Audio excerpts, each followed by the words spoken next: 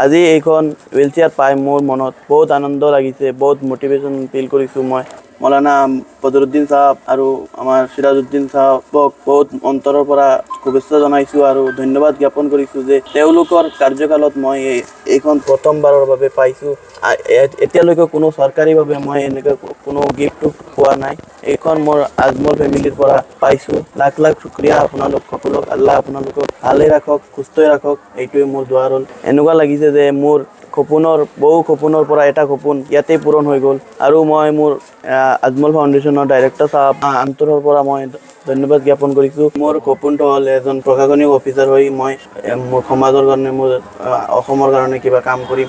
আজি আমাৰ আজমল ফাউণ্ডেশ্যনৰ অধীনত চলি থকা আজি আজমল আলী কলেজ নীলবাগানত এটা বিশেষ অভিভাৱক সভা পতা হৈছিল আৰু এই সভাত এটা বিশেষ আকৰ্ষণীয় দিশ আছিলে যে আমাৰ এইখন কলেজৰ বিশেষভাৱে সক্ষম এজন ছাত্ৰ নাছিমুদ্দিন আহমেদ, যিজনৰ হাত ভৰি একোৱেই নাই, যিজনে সম্পূৰ্ণভাৱে এজন বিশেষভাৱে সক্ষম ল'ৰা, এটা দিব্যাংগ ল'ৰা, যিজনে ইতিমধ্যে হায়াৰ ছেকেণ্ডাৰীত 72% মাৰ্কছ পাই পেলাই পাছ কৰি আমাৰ কলেজত এডমিশ্যন লৈছে। আৰু আমি এই কলেজখন পৰিদৰ্শন কৰোঁতে গম পালোঁ এই ল'ৰাজনে ইমান ভাল ৰিজাল্ট কৰি ইয়াতে এডমিশ্যন লৈছে আৰু সি আজিলৈকে যিমান দিন কলেজত ক্লাছ হৈছে এই ক্লাছৰ এটাও ক্লাছ আজিলৈকে মিছ কৰা নাই, যিটো আমি সচৰাচৰ দেখা পাওঁ যে 10% ল'ৰা ছোৱালীও 100% ক্লাছ এটেণ্ড কৰিব নোৱাৰে, যিটো আমাৰ কাৰণে সঁচাকৈ এটা গৌৰৱৰ কথা, আনন্দৰ কথা যে বিশেষভাৱে সক্ষম হৈ পেলাই এজন ল'ৰাই আজি ইমান ভাল ৰিজাল্ট কৰি আনিব পাৰিছে আৰু তাৰ উপৰিও 100% এটেণ্ডেঞ্চ আমি দেখা পাইছোঁ। ইয়াৰ পৰা আমি গম পাওঁ যে অসীম ইচ্ছা শক্তি আৰু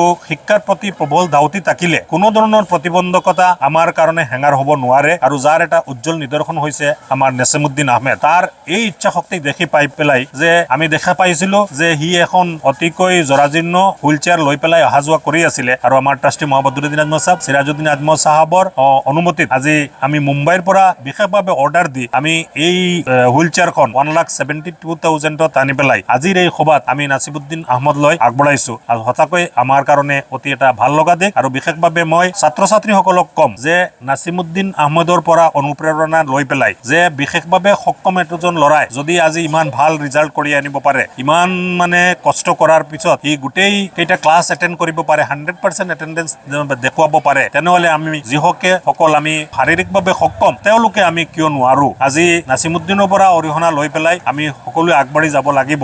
নাছিমুদ্দিনে প্ৰমাণ কৰিছে যে শাৰীৰিক অক্ষমতা কোনো অক্ষমতা নহয়, মানসিক সক্ষমতা থাকিলে শাৰীৰিক অক্ষমতাক আমি হাৰ মনাব পাৰোঁ আৰু শাৰীৰিকভাৱে সক্ষম থাকিও মানসিক অক্ষমতা থাকিলে আমাৰ ল'ৰা ছোৱালী আগুৱাই যাব নোৱাৰে। গতিকে মই সকলো ল'ৰা ছোৱালীলৈ অনুৰোধ জনাম আজি নাছিমুদ্দিনৰ নিচিনা এজন অতি মানসিকভাৱে সক্ষম ল'ৰাৰ পৰা আমি অৰিহণা লৈ পেলাই আমি সকলোৱে যাতে আগবাঢ়ি যাব পাৰোঁ, সমাজখনক আগুৱাই লৈ যাব পাৰোঁ।